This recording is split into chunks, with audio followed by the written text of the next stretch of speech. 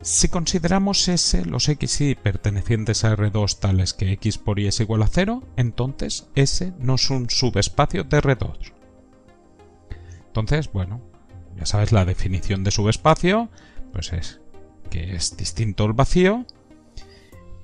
Y la definición dice que si tengo dos vectores de S, la suma está en S. Y si tengo un escalar por un vector de S, entonces el escalar, ley de composición externa, el vector está en S.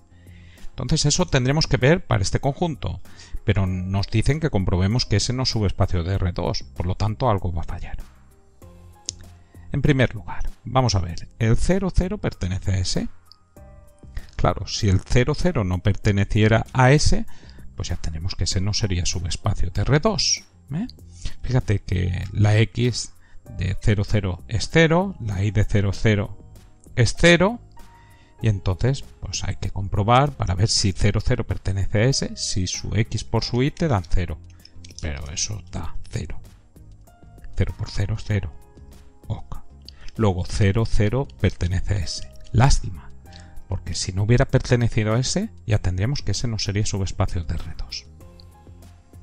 Entonces, bueno, ahora, pues si queremos demostrar que S no es subespacio de R2, pues yo ya comenté, normalmente, cuando vamos a demostrar que algo es subespacio de R2, lo haremos por la caracterización.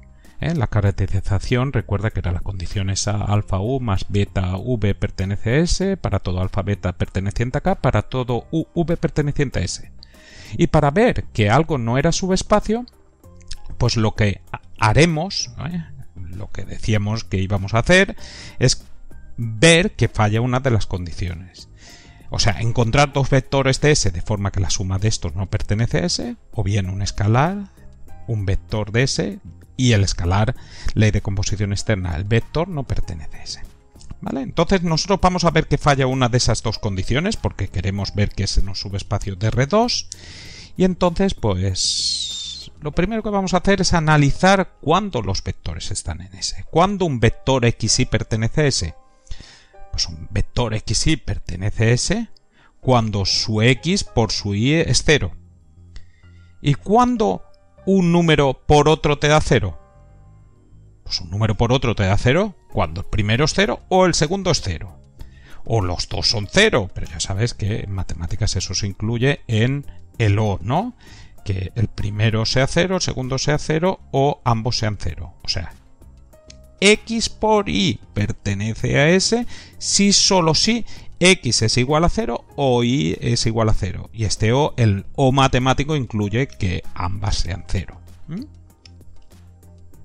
Muy bien. Entonces, ahora lo que pregunto yo es lo siguiente.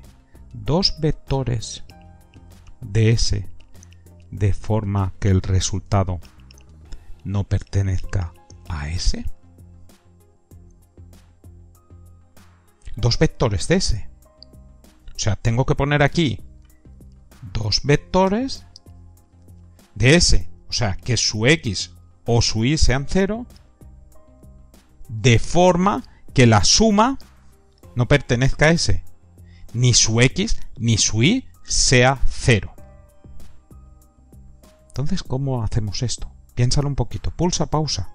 Razona. Queremos dos vectores de forma que estos dos vectores tengan una de las dos componentes 0 y que al sumarlo, pues ninguna de las componentes sea 0. Piensa, piensa. Efectivamente, lo que tienes que hacer es poner vectores de forma que la componente nula no esté en la misma posición. 1, 0 pertenece a S. ¿Por qué? Porque tiene una componente 0. Porque si haces 1 por 0 te da 0. Ahora, pues, más fácil de todo, 0, 1, pues esto pertenece a S. ¿Por qué? Porque tiene una de las componentes 0. Por si haces 0 por 1, eso te queda 0.